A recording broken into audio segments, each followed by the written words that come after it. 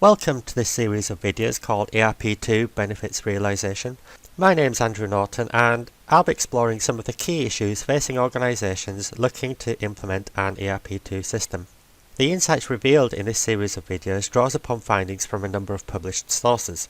Firstly, this book entitled ERP II Implementation Delivering Benefits Realisation, and secondly, peer-reviewed journals and conference papers. This session is called the Implementation Lifecycle and Resource-Based Investments. In order to realise the desired benefits in an ERP II implementation, the individual implementation phases are examined. The first question we need to ask is, how do we organise our implementation efforts?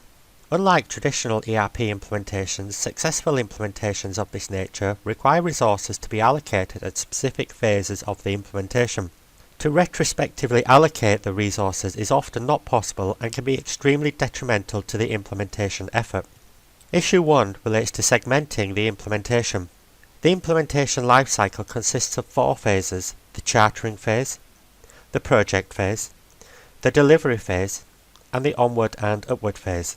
This gives us defined points to take action where necessary. Issue 2 relates to the fact that problems can arise at any phase of the implementation. These can be isolated to specific lifecycle stages. Issue 3 relates to the fact that to realise benefits we need to plan ahead. We can see in the following table that benefits can be planned at different lifecycle phases. In the chartering phase, benefits need to be planned for. This is the ability to effectively identify and emulate planned outcomes of a project and explicitly stipulate the means by which they will be achieved. In the project phase, it's not just one point in the phase of the implementation, but a series of reshaping activities. In the delivery phase, the planned benefits all need to be monitored, and in the onward and upward phase, it is important to build for the next generation of enterprise systems and exploiting the life cycle of the current system. The second question we need to ask is, what resources do we invest in? Well, what we know is that resources allocated during the implementation of any information system fall into 3 principal areas: people, process, and technology. These are considered to be the fundamental pillars. Issue 1 relates to the resource-based perspective, and we can clearly observe this by evaluating the organisation in isolation. In terms of the resources invested by the organisation, people-related investments are the complementary resources, which are concerned with staff members and supplier consultants. Process-related investments are the newly introduced customer-facing business processes. Technology-related investments and issues concerned with support of the system and portal integration. Issue 2 relates to the fact that each resource base needs to be considered in isolation. To address the resource-based perspective in an ERP II implementation, our research has shown that each resource-based investment addresses very different aspects of the implementation. Therefore, having a clear understanding of each is a prerequisite to delivering a successful ERP II system. A review of current literature regarding people-related issues reveals 2 key concepts, which are integrating customer-facing activities and managing human resources. From these, 5 issues have been identified which concern customer-facing organisations implementing ERP II.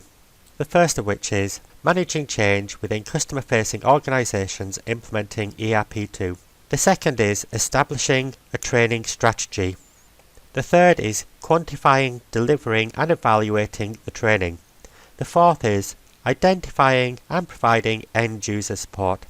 And the fifth is preparing corporate communications.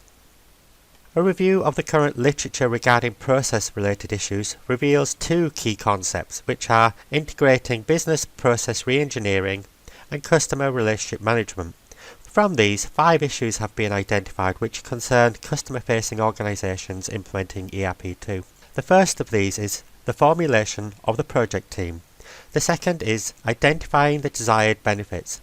The third is identifying stakeholder involvement. The fourth is undertaking the design and finance blueprint. And the fifth is establishing strategic roadmap. A review of current literature regarding technology-related issues reveals 2 key concepts, which are techno-change management and stakeholder relationships. From these, 5 issues have been identified which concern customer-facing organisations implementing ERP2. The first is vendor selection. The second is portal integration. The third is knowledge and content management. The fourth is system maintenance. And the fifth is project governance. Thank you. The next session is the phasing of critical success factors.